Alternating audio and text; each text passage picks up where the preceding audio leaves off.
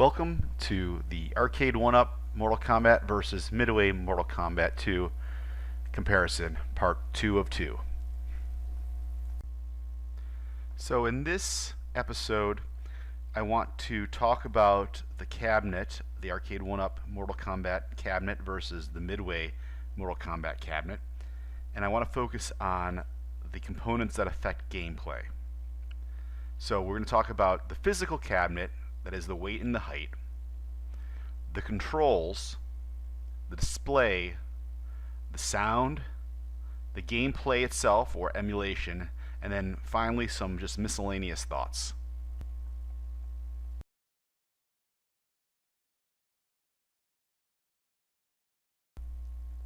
So to review from our last episode, I already went into a great deal on weight and height, but it is important to once again point out the weight and height.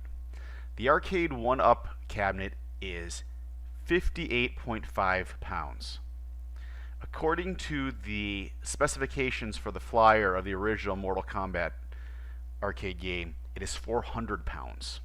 Now, that is a huge difference. While the small factor, the small weight of the arcade1up is really nice because it's movable, it's actually feasible. I mean, someone could get this in their basement without any trouble at all. It comes in a flat package. It's very easy to lift. I can lift it. I'm not super strong, but I can lift it with one arm, and or carry it with one arm. Wrapped under my one arm and carry it downstairs with the stairs moving, or not moving, but like if you have like stairs that have a different that go down a little bit and then turn and then go down again. But it's very easy to set up. So that's very nice. The problem where the weight will come is if you, I imagine, had a two-player game. I have a friend who was a huge Mortal Kombat just fanatic in high school, and when I built my first mame cabinet, he basically ripped the panel, the control panel, right off, and moving it, shaking it. It was an Atari Dig Dug cabinet that I put, and when we played Mortal Kombat in it, or when I played Mortal Kombat and MAME, we could nearly knock the cabinet over, and that's a normal arcade cabinet. So it was a little top heavy, where the Mortal Kombat arcade game is very, very heavy, and its weight is mostly at the bottom or the mid area. That big 25, 27-inch monitor is really heavy. So it doesn't move. You have a hard time moving that cabinet. So you can really get aggressive with it, and you have a lot of space because the control panel's quite big. But the concern I have with the arcade1up Mortal Kombat game, it's perfectly fine for a single player. But if you were playing two players, I believe you could just toss it around.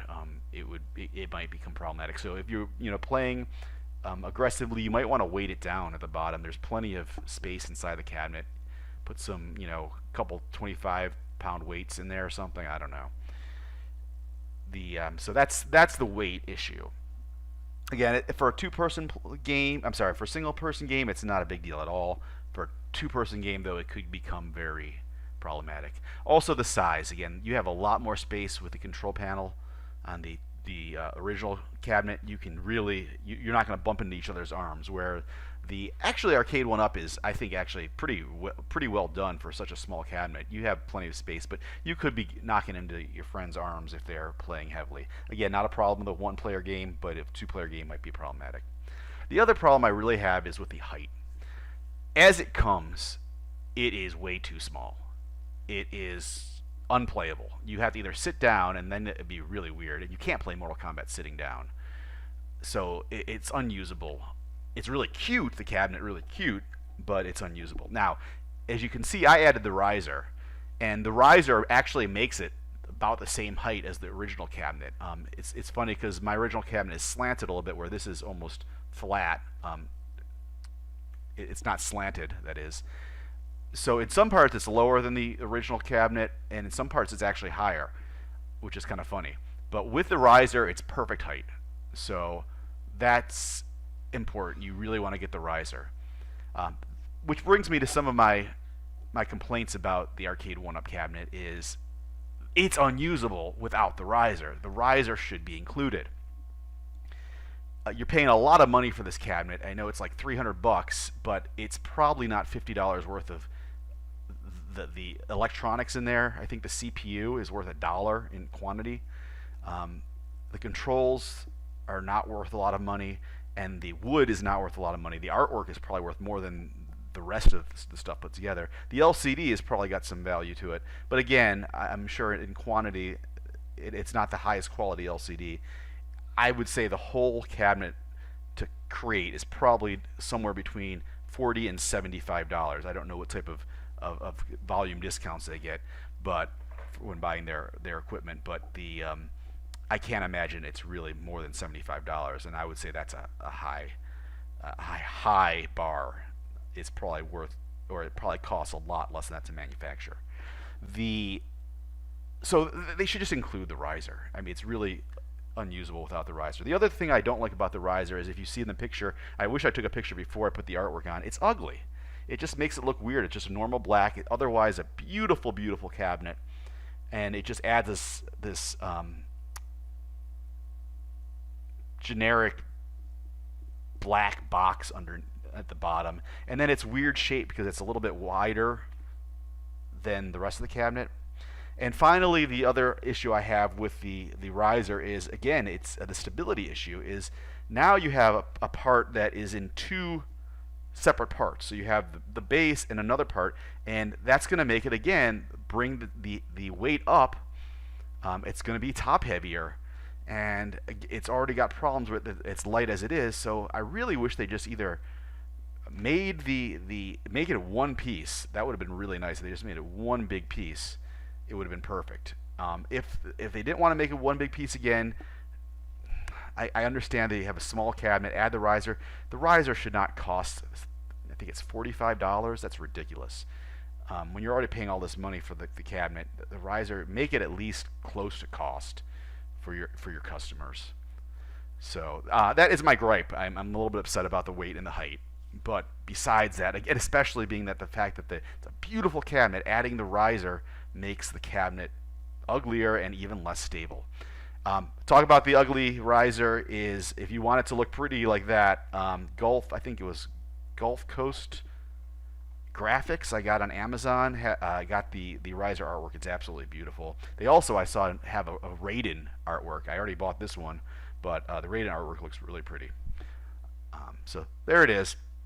So a couple issues with that. Again, the height and weight cause problems, and the riser really just adds to the problems, as well as the cost, which is kind of bothersome.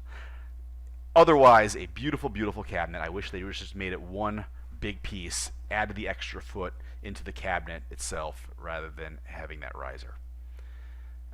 The other issue is with the way the height is in the LCD, and maybe I'll talk about this when I talk about the LCD, but the LCD is slanted at a poor angle, where I'm standing, I'm average height person, I'm about 5'10", 5'11", and it's an LCD, so it doesn't have the viewing angle of a CRT. I wish they would have actually angled the LCD up towards where a normal height person would be.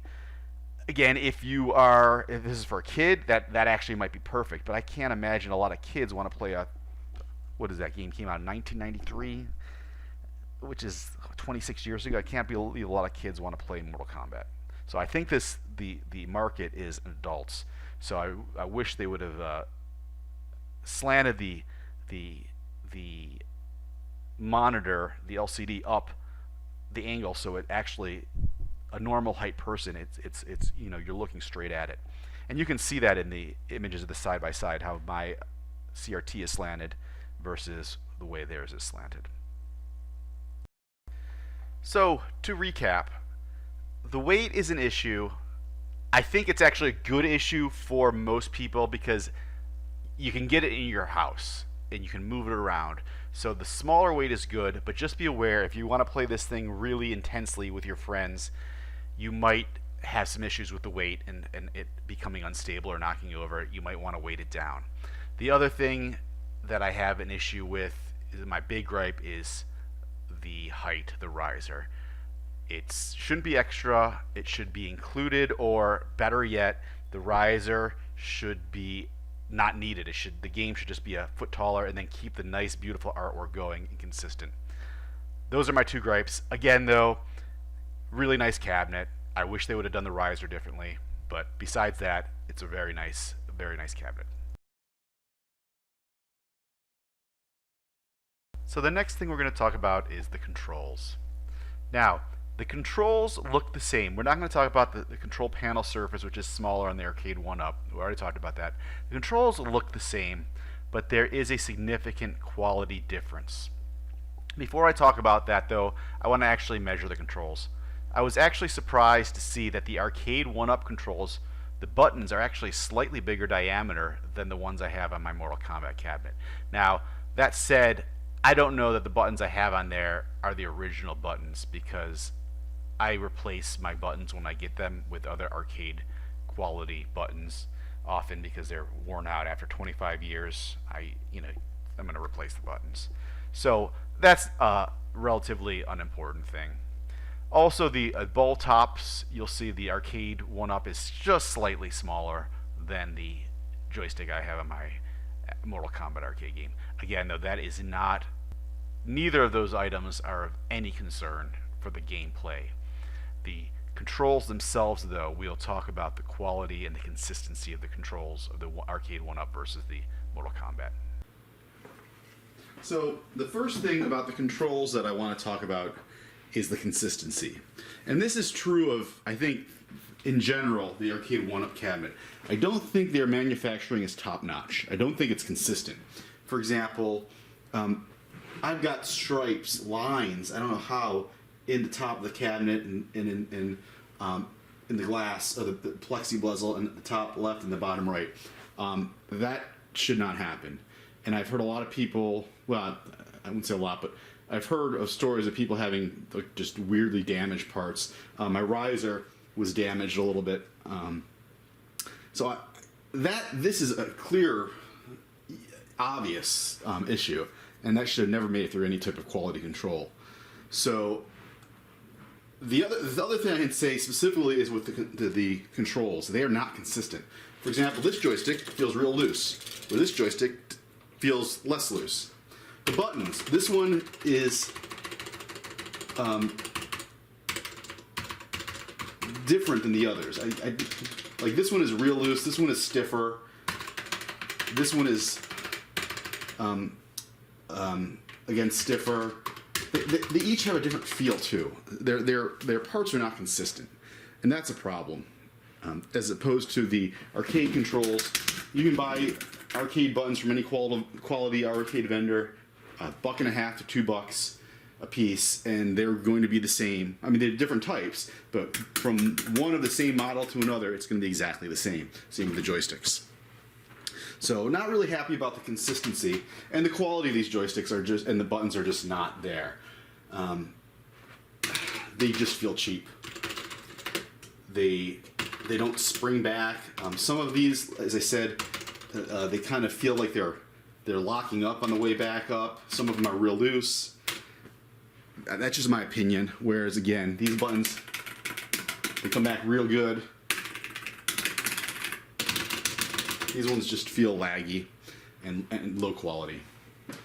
Same with the joysticks. These joysticks, they're solid, and they flip back real quick. You can see the springiness in them. Now, whereas this is just like, eh. And that's good. You need that for Mortal Kombat, because you need a tight joystick, because you don't want to move very much, actually, because you want quick movements, and you want it to spring back. So as you make a move, you don't want to have to pull it back yourself. If you're making a move that requires, you go one direction, pull back, go a different direction, or up, down, you want it to automatically happen. These pull back real quick. These, eh. So the controls, way better. If you're going to get one of these, buy the new controls and replace them. Again, you can get quality buttons from arcade vendor buttons that you're going to find in any arcade game for like $1.50 to $2.50. Sometimes you can even get them, I think, as low as $1 if they're on sale. I don't know why I'm sure they saved a bunch of money per cabinet, but I'm sure they could have also got these kind of guys, because I've seen these sell from the vendors for like I think $5 a piece. Generally, you're going to pay $10 to $15 per joystick if you buy it retail, but I've seen them sell in quantity for $5 a piece. And I'm sure the buttons, you know, if you're a vendor and you're making, you know, tens of thousands of cabinets, you probably get them for next to nothing. I don't know why they decided to make their own, but they're not bad. I mean, the joysticks are not bad, the buttons are not bad, but you want the full experience. You're gonna want to replace these, so you're looking at probably, again, let's say $2. You can always buy them for $2 a piece. So you're 1, 2, 3, 4, 5, 6, $14. You're $20 there, and you're probably $20 to $30 for a set of 2 joysticks. Replace the controls. That's my biggest gripe about these things. Are the controls are bad. One of the other things I really don't like about the arcade1up controls, these spin off. And when you're playing aggressively, you're grabbing these and you're doing moves, you're going to spin these right off. And that's going to be annoying during the game. So you can certainly take some needle nose pliers and, you know, turn them on real tight. Or maybe take some Loctite, and you can get that at Home Depot. Put a little Loctite on the inside or on there. It's like an epoxy that just will seal. It's usually like, you see that on screws that are usually like blue or red. If you don't want to replace them, you're going to definitely want to lock these down. But the arcade the joysticks generally don't spin. They're a single piece, like this. Okay? Single joystick, and it usually goes in something like this. And how it connects is usually there's an E-ring that holds it on. So you don't have the problem of the joystick spinning off. But so that's my biggest gripe, I think. Actually, everything about the arcade1up cabinet, I actually really like the cabinet. I will be honest, in the gameplay, as we'll talk about later. But my biggest gripe is probably the controls and the screen, which we'll talk about in a bit. So there you go. So in regards to the screen on the arcade1up, I don't know if you can see it or not, but there's a lot of bleeding of light on the edges and corners from the LCD, especially at the bottom here. Or actually, that might not be bleeding. That might just be the color. But there's bleeding, and that's annoying. I think they could have used a higher quality LCD or a mask, but I do like the fact that the LCD is the right, or it seems to be the right aspect ratio, which is really nice. They didn't just shove it in a normal PC type widescreen in there. This actually fills up the screen really nicely, and I like that. The other problem is the contrast is really poor on this. You'll see when I show you some of the images. There doesn't seem that I can see to be any controller board. I really wish they had a little controller board or something where I could adjust the brightness or the contrast. So now I'm going to show you some different displays. We're going to see 4 different displays: the original Mortal Kombat, the arcade1up LCD, a main PC with a Wells Gardner monitor CRT, and a main PC with a Samsung with LCD with scan lines. This is the arcade1up. This is the original Mortal Kombat. This is a MAME on a CRT. And this is MAME on a Samsung LCD with scan lines. Now here's the arcade1up versus the Mortal Kombat. You can see there's much less pixelation on the legs and on the text and on Sub-Zero's mask. And the color depth, the color is much richer on his face, in all the characters' faces, especially like Raiden. Here's the arcade1up versus MAME with the CRT, and then you're going to see the exact same thing. You're going to see very little pixelation there on the text or the legs. You're going to see very little pixelation on the mask, and you're going to see much more color depth or contrast. Here's main PC with scan lines on an LCD. And again, more pixelation than before, but it's actually really nice. And more pixelation on the text than before, but it's still way less than the arcade1up. Same with Raiden's mask, and again, you get a lot more depth of color. And here's a close-up of the arcade1up versus the CRT, the arcade1up with MAME with CRT, the arcade1up with the MAME with scan lines, and you see in all the cases it just looks better than the arcade1up screen. So you see with the arcade1up, the screen is really lacking. A couple issues. There's pixelation. They either didn't do any type of video processing and they just upscaled it by making the blocks bigger. Scan lines probably would have helped, the MAME scan line options. And what I really would have been nice is a contrast or brightness button, because really the colors get washed out and you don't get the color depth. Again though, it's quite a nice little system, and for $299, and the fact that they did the right aspect ratio monitor, I cannot say enough about how important that is. That is really important that they had the right aspect monitor. It fills the whole screen. It makes that little tiny cabinet with a big screen though, so it's really nice. But really would have been nice to have either some type of image processing on the scaling, or and the ability to change the contrast and the brightness. So the next thing we're going to talk about is the sound.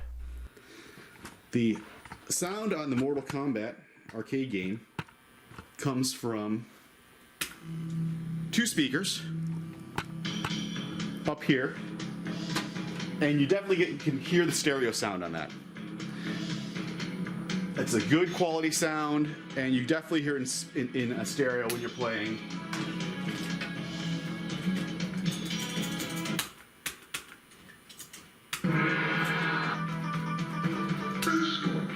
It's very clear, very crisp, and very deep. And there is a bit of bass to it. The arcade1up sound, not so good. So there's a single speaker, and it comes from here, and it's just, the sound isn't as good. It's nothing to complain about. It's certainly worth the money you pay for it. But it's, I don't know if you can hear the difference. It's not bad, you know, but it's clearly mono and it's coming from down there. I don't know if that would make a difference. I heard another review and someone was talking about how the sound on the normal video games are coming from up top, where here it's coming from the bottom. I don't think it's that big of a deal. Again, and in general, it's not a big deal. It's more canny sounding. It's not as clear and crisp and deep. And again, you only get one channel, but not a big deal. Not a horribly big deal. I mean, the Mortal Kombat cabinet itself, the sound is significantly better, significantly clearer. And I'm sure you could do some upgrades on this, and put a second speaker in. I don't actually know where it would fit, but I'm sure you could do something. Not a big deal on that. The thing I really wish they would do is I wish there was a volume potentiometer, something that gave me the ability to change the volume to control the volume, like a spinner, rather than just two levels. I got 3 levels. It appears to be off, low, and higher. So there you go. So now the thing that you've probably been waiting for is the gameplay or the emulation quality. The most important component is the gameplay, and that I have no issues with at all. The gameplay is spot on. I expected it to be pretty good. I thought it would be slow and laggy.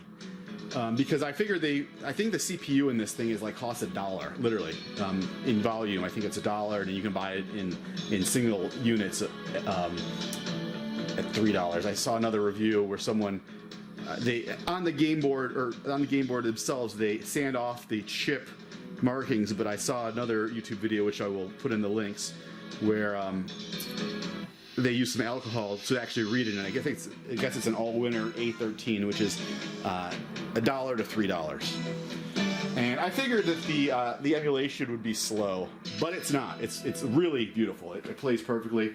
In fact, I think this one plays better than I have a PC, like a quad core 4 from 15 years ago that I have in playing MAME. And I actually think this emulation is seems to be smoother. Specifically, whenever you would start a game on my PC, and I'll show it to you, when it did this mountain thing, it was not smooth. Whereas on the arcade1up, it's perfectly smooth, just as it is on the arcade game. I don't know if that's an issue with my main machine, if I just have a setting wrong, or if I didn't do triple buffering or whatever. There's a billion settings I used to tweak on MAME on my PC, and I just reinstalled this. I don't remember when it was, but I had put a new computer in and reinstalled it. I don't think I ever tweaked out the graphics. But Mortal Kombat had always played good except for that on MAME, so I expected it to play good. I thought it would be laggy, but it's not at all. I'll just play quick side by side, and you'll see, it's the gameplay is spot on. Round 1, fight.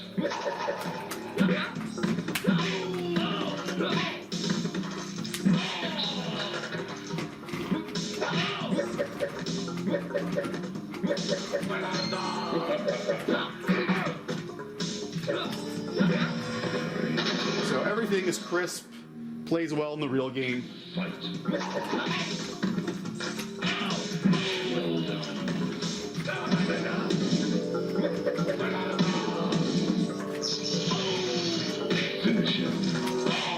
So I have no problems with obviously the real one. Let's also look at the arcade1up and the gameplay on that. And I'll try to play like this. Now again, the joysticks are going to be the issue, and the buttons they're laggy. They're not crisp. Laggy is the wrong word. They're not crisp, so it makes it seem less desirable. In fact, at first when I played it, the two side by side, I thought this one was actually a bit laggy. But then I realized it's not. It's just the controls, having to move them back, and the buttons not flinging back actually put a little bit of latency in my gameplay. It's not the emulation at all. That seems to be spot on.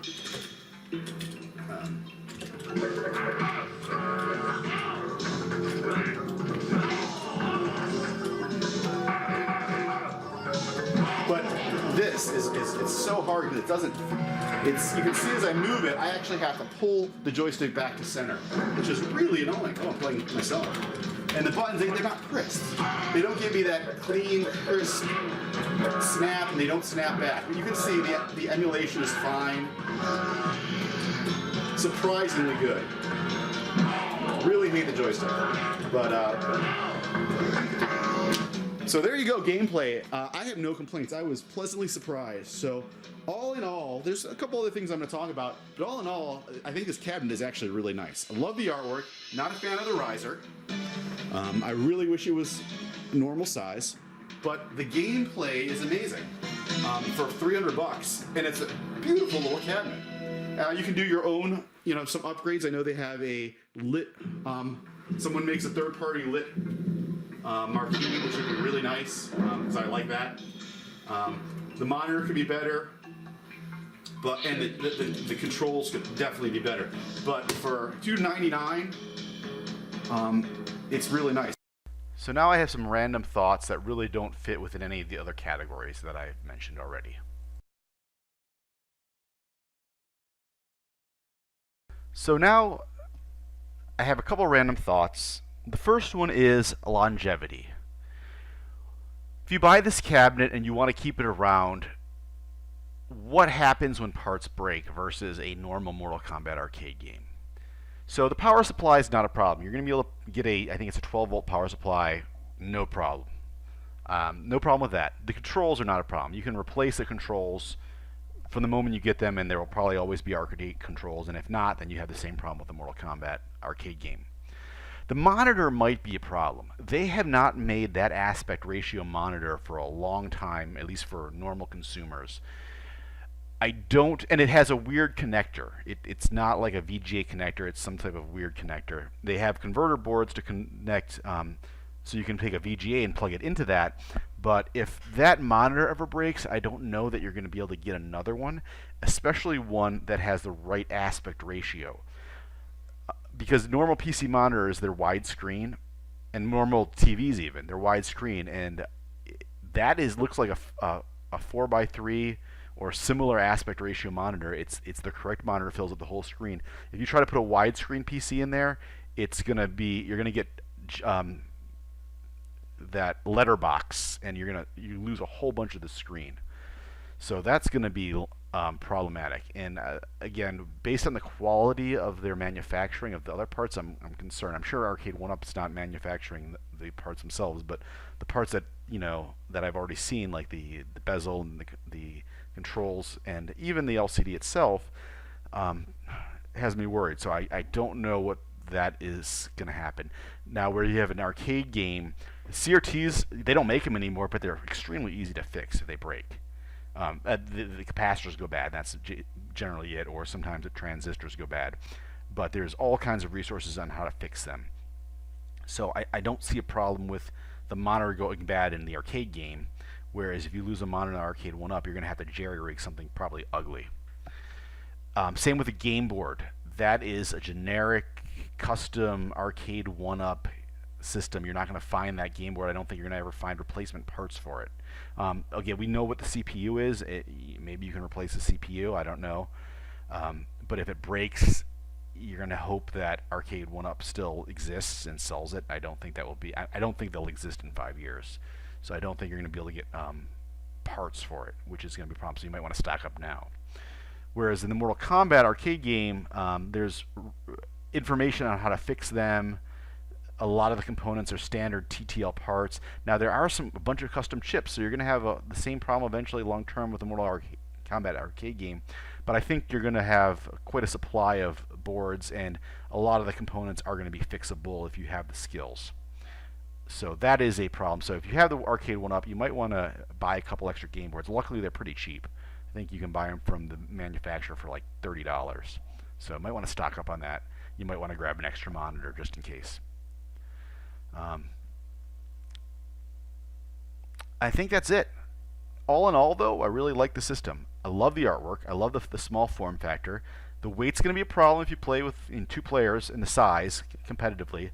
The monitor could be better. Contrast would be nice. Having the scan line or any type of image processing would be nice to make it less pixelated, and the color depth, again, the monitor and brightness would be nice.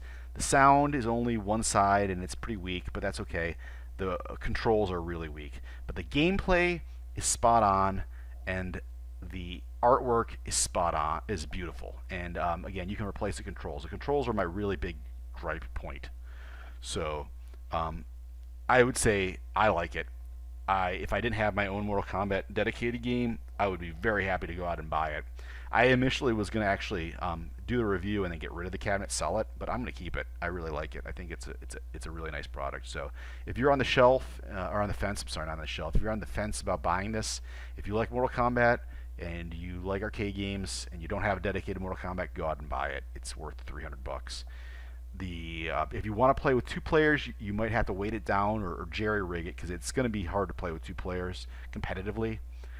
But if you just want it for your own play, it's a really nice system to have. If they had this like 20 years ago when Mortal Kombat was out, and they had the Genesis and the SNES ports, this thing would have made so much money. Anyway, I hope you enjoyed the review, and take care. Get over here!